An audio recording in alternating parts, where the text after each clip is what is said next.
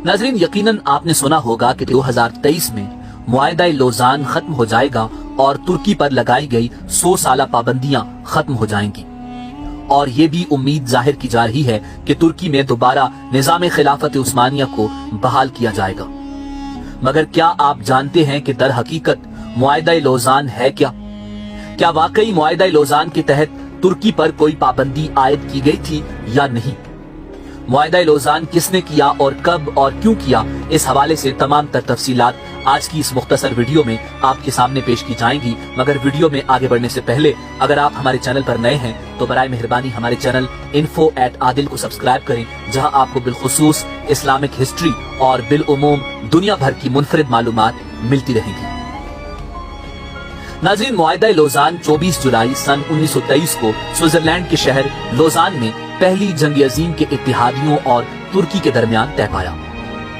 क्योंकि ये मुआहिदा लोज़ान के मकाम पर तय पाया, इसी मुनासबत से इसे मुआहिदा लोज़ान कहते हैं। जैसा कि माजी में मुआहिदों और जंगों के नाम उनके मकामात से मंसूब थे। मिसाल के तौर पर जंग बदर के मकाम पर लड़ी गई और सुलह हुदैबिया के मकाम पर तय पाया। नाज़रीन, आपको ये जानकर हैरत होगी कि मुआहिदा लोज़ान वो मुआहिदा है जिसके तहत पहली दफा जमहूरिया तुर्की को आलमी सतह पर बतौर आजाद रियासत तस्लीम किया गया। बुनियादी तौर पर यह मुआहिदा तुर्की और फ्रांस के दरमियान हुआ, मगर एक फरीक तुर्की और दूसरी तरफ सल्तनत बरतानिया, जिसे ब्रिटिश एम्पायर कहा जाता था, फ्रांस, इटली, जापान, यूनान और रोमानिया शामिल थे। मगर मुआहिदा लोज़ान का मतन फ्रांसीसी जबान में लिखा गया और ये फ्रांस की तहवील में हुआ। नाज़रीन, ये खिलाफत उस्मानिया के इख्तिताम के बाद पहला मुआहिदा था जो किसी दूसरी जबान में तहरीर हुआ, जबकि इससे पहले खिलाफत उस्मानिया के यूरोपीय ममालिक से तमाम होने वाले मुआहिदे तुर्की जबान में थे।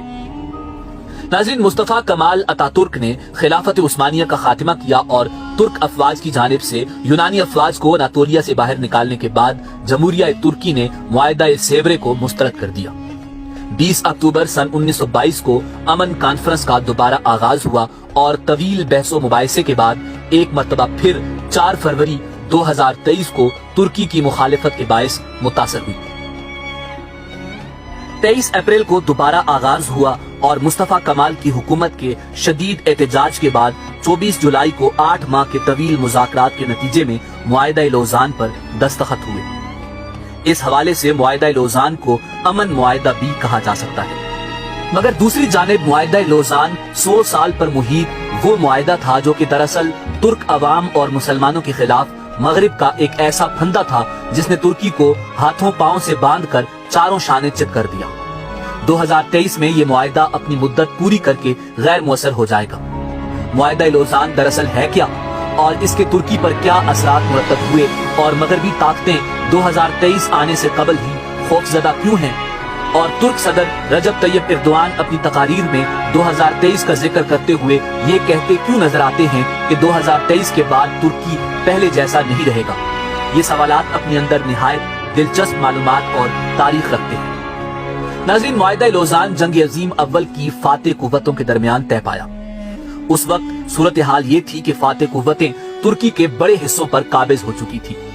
उन कुव्वतों में से बरतानिया ने वो खतरनाक और जालिमाना शराइत मुआहिदा लोज़ान में शामिल करवाई थी जिनकी रूह से तुर्की के हाथ पांव बांध दिए गए थे और तुर्की अगले 100 बरस तक इस मुआहिदे पर अमल दरामद का पाबंद करार पाया था। नंबर 1, मुआहिदा लोज़ान की रूह से खिलाफत उस्मानिया खत्म और सुल्तान को उनके खानदान समेत तुर्की से जिलावतन कर दिया गया था। नंबर 2, खिलाफत की तमाम ममलूकात जब्त कर ली गई थी जिनमें सुल्तान की जाती इमलाक भी शामिल थी। नंबर 3, तुर्की को एक सेकुलर स्टेट करार देते हुए दीन इस्लाम और खिलाफत से इसके ताल्लुक को खत्म कर दिया गया था। यहाँ तक कि अरबी जबान पर पाबंदी आयद कर दी गई थी और तुर्की में अरबी जबान में आजान देने पर भी मुकम्मल पाबंदी आयद कर दी गई थी। नंबर 4, तुर्की पेट्रोल के लिए ना अपनी सरजमीन पर और ना ही कहीं और ड्रिलिंग कर सकेगा और अपनी जरूरत का सारा पेट्रोल इंपोर्ट करने का पाबंद होगा।